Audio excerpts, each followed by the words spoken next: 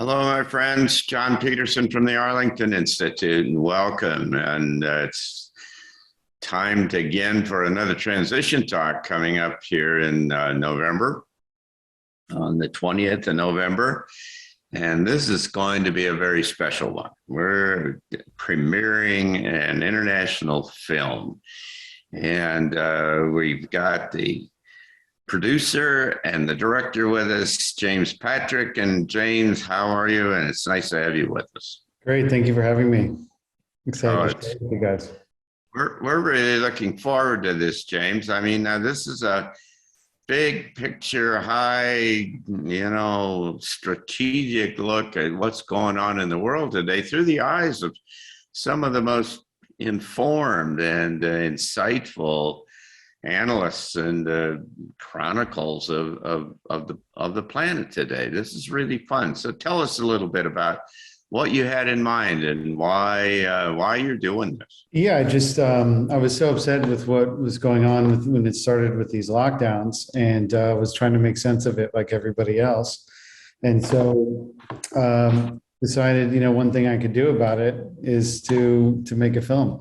And I sought out the best minds for all the different areas, facets of this whole situation. So whether it's economic, political, the spiritual, all the various scientific aspects on herd immunity and the tests and what's going on with the death records, and then finally the vaccine issue, which has gotten more and more controversial.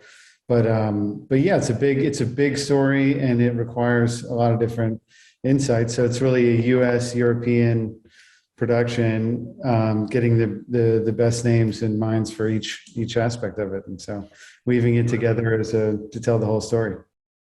Yeah, tell us a little bit about some of the folks that you interviewed and who are part of this. Well, one of the big ones is Astrid Stickelberger, who's a WHO whistleblower. She's a very interesting person who taught international health regulations to different countries, which is the protocol the WHO uses to declare a pandemic or a fake and international emergency of international concern. And then there's Michael Yeadon, who was a 16-year Pfizer vice president, Wolfgang Wodarg, who blew the whistle on the swine flu pandemic in 2009, and then he was a doctor, public health official, and member of German parliament. Alexandra Henry Encode, a geneticist in Paris. She does a really great overview. So all the interviews in the film I put out in full for people to see. So they've been helping people understand this issue. And then also Bishop Schneider, coming from a religious Catholic perspective, was interesting, his insights. And this interview with Viganò that isn't making it into the final film, but he has some tremendous insights as well. So the idea here is that this is a story that isn't being told.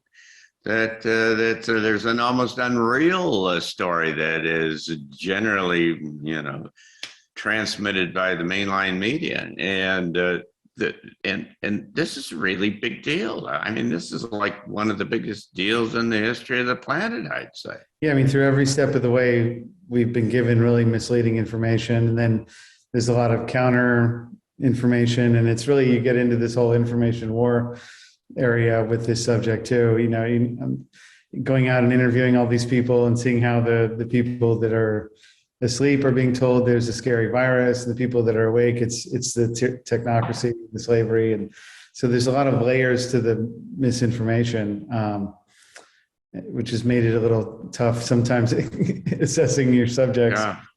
Well, it is hard to understand, and that's one of the things that this film does. I think that's extraordinarily valuable, is to try to put in context the points of view from some amazing kind of people from around the world who are at the top of their business and very insightful and understanding about this. Mike Yeadon, for instance, as you mentioned, was a chief scientist at Pfizer for more than a decade, and very much understands all of this and is very supportive of the whole vaccines in general. But in this particular case, he says this is something that's really different. And that always then begins to raise the question about what's the bigger picture about what this is all about and where is this going? And because there's plenty of indications that say this is not about healthcare. This is about something bigger than that. Yeah, it certainly raises the question of the intent. We haven't really been treated well this last year and a half through all this, and haven't been told honest things or truthful things. So it does raise the question of intent and where this is headed. So that's.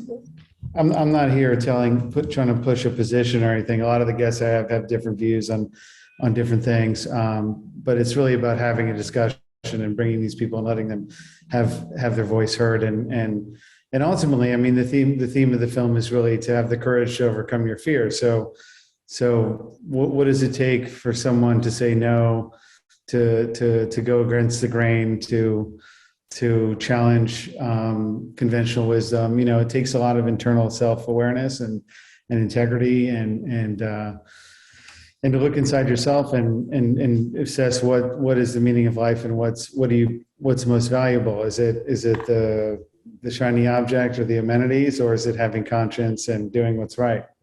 Yeah, that's really right down the line of what we're interested in at Transition Talks is how is it that we as individuals effectively navigate this most extraordinary shift from one era to another one, which is nothing less than kind of an evolutionary push for the species, we believe. And so it's all about trying to how you see yourself and you see the world better in a different way. More expanded reality is what it is. And this is just going to be very helpful.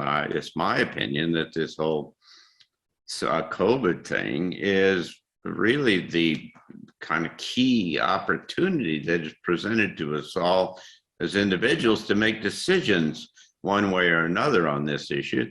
And in so doing, kind of identify those who are going to see the world differently and see themselves differently, and those who are going to go along with the kind of conventional perspective. Yeah, it's quite a situation, huh? Yeah, it's pretty amazing. Well, we're looking forward to this. One of the things we're going to do, James, this time that's we're into a new space at the Cool Font Resort, a newly remodeled room, and it has a bar on the side of it that's part of it. And so we're going to have it's free a wine and cheese reception at the end of this event on Saturday, the 20th of November. And you'll be there, and hopefully we'll have some of the folks who are featured in the film that will be there, and we'll have a discussion and with you. We're going to screen the film, and have a chance to sit around and meet you and talk to other like-minded folks who are really quite interested in this big issue. And so it's going to be a good time here in Berkeley Springs in West Virginia. And at the same time, for those who can't make it here personally, we're going to have live streaming, as we always have here. And so it makes no difference where in the world it is you are. If you want to participate and be a part of this, there's all the information is at transitiontalks.org. And so we're really looking forward to having you with us, James. We're going to have a good time on the 20th of November. Yeah. I think it's important that people get together and share ideas. A lot of people have been feeling quite alone and isolated through all this. That was one of the things that struck me at the very beginning of it, is like how convenient it is to lock everyone at home and then feed them misleading information on the news. And it's really important for people to get out of the house and meet people and share their perspectives with each other, because that's really what makes life worth living. And we really should do that. So it's a good opportunity to do that and share ideas. Well, we'll do that. We'll do that on the 20th of November, Saturday, here in Berkeley Springs, just 100 miles from Washington and Baltimore. We're looking forward to a wonderful time. And it's going to be very special when we get a chance for the first time to see this great movie, Planet Lockdown. So thank you, James. We'll look forward to seeing you.